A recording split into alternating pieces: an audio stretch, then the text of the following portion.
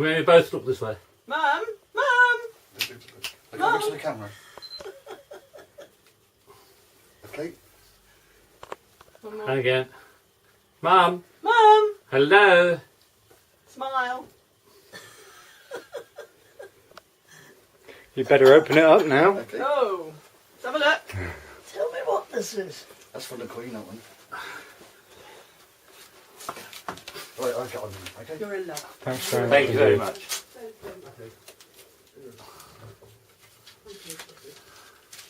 Bye-bye.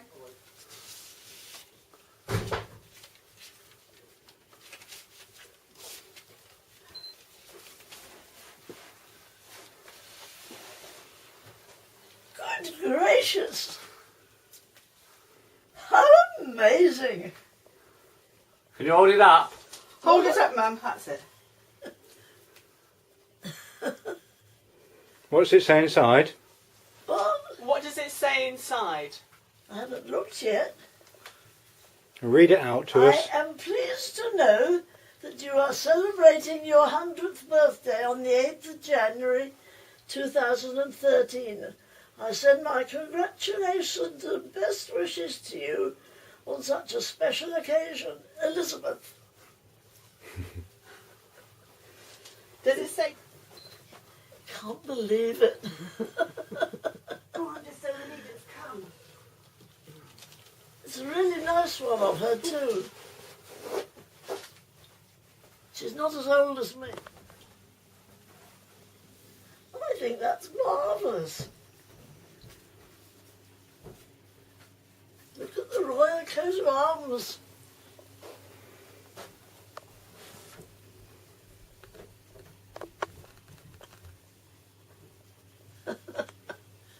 Near Westbury to meet a remarkable woman who's today celebrating her 100th birthday.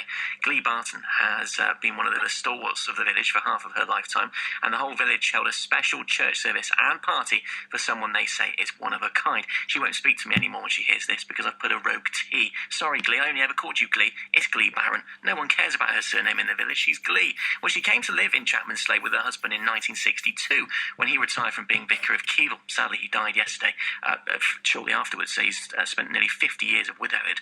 That hasn't stopped her living a colourful and fun-filled life, though. And when I arrived at her home with daughter Anne and friend Phil Jefferson, she was admiring a pink bouquet of flowers somebody had sent her.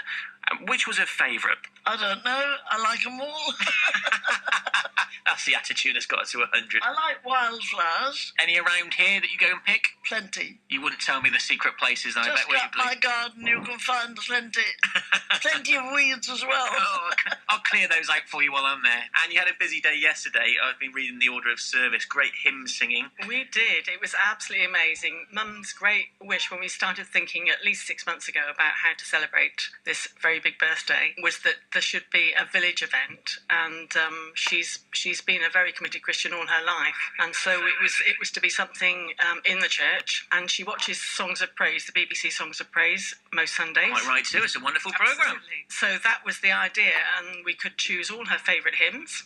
We whittled down the choice to I think about 12. There would have been quite a few more, but 12 we sang yesterday afternoon. Including one from her great aunt, is that Yes, right? Charlotte Elliott, I think, was Mum's great aunt, and she wrote the words to the hymn "Just As I Am" without one plea. I mean, I've seen this woman described as a spiritual powerhouse for the village. She is one of, without doubt, the strongest characters most people have ever met. She's a real inspiration, isn't she? And one of the most positive people I know. And I think that's one of the secrets, really. You talk about the cup being half full or half empty. Hers is always at least half full. Now, first, Glee, your name is wonderful. When I told people I was coming to see Glee, they said, "Is that her name?" I said, "It's my wonderful." mother's name was Gwendolyn. They gave me Gwendolyn. Lister was a family name. Edith was my godmother's name. And Elliot was my maiden name, surname. And that spelled Glee. So some clever person decided that they put them together. And anyone in Chapman Slade would call you Glee now, would they? Oh, yeah. Yeah. I get called Glee by everybody, I think. And now, what brought you to Chapman Slade? How did you arrive here back 50 years ago? Quite a long time ago. We'd been on holiday and my husband was about to retire. And so we were looking for somewhere because, of course, having lived in vicarages all the time, we'd never owned a house. we looked up, we went to see several places, and we were driving through Chapel on the way home. And he said, "Oh, I like this village, let's have one here." People say how important you are for the village. Do you feel like you are one of the important people in the village? I don't think I'm important. You are now. You're 100, Glee. There aren't too many centenarians. I can never say that word. Phil, say it for me. Centenarian. Phil Jefferson, one of the many people in the village who think she is, and quite right, a remarkable woman. Glee Baron from Chapman Slade, who's 100 today. Happy birthday, Glee. Lots of balloons there yesterday, actually. They cost a bit these days. I know, from buying them for the kids. You couldn't move for balloons in Glee's living room. Throughout the morning, we'll be bringing you a few facts about being 100, if you fancy it. Here's your first one. 20-year-olds are 3 times more likely to live to 100 than their grandparents, and twice as likely as their parents. You'll hear more from Glee before 7:30. At history, because as I get to know Wiltshire a bit better, I thought I ought to go and meet one of the oldest people in the county. So I took a trip to Chapman Slade near Westbury to meet Glee Baron, who is today celebrating her 100th birthday. We'll raise a glass to Glee. She came to live in the village with her husband in 1962 when he retired from being vicar of Keevil. Sadly, he died shortly afterwards, so she's had nearly 50 years of widowhood. But that hasn't stopped her living a colourful and fun-filled life. And I arrived at her home with one of her 4 children, daughter Anne, and a good friend, Phil Jefferson. I was a district nurse, you see, because when my husband died, we had to earn a bit of money with 4 children. So I had trained as a nurse before I was married. So I got a job as a district nurse, travelled around a bit, got to know everybody. Now, you know, everybody listening will want me to ask you, what's the secret of getting to 100, Glee? Because we all, if we are like you when we're 100, I would love to be 100. Because some people at 100 aren't like you. We're just living a normal life, I think. Sprightly, smiley, intelligent, switched on. I've just always enjoyed myself. And I had a lovely family. Both the boys are doctors, and Elizabeth was a nurse, and this one's a musician. She going to play for us, do you think? What does she play, Glee? What does Anne play? Piano mostly, don't you?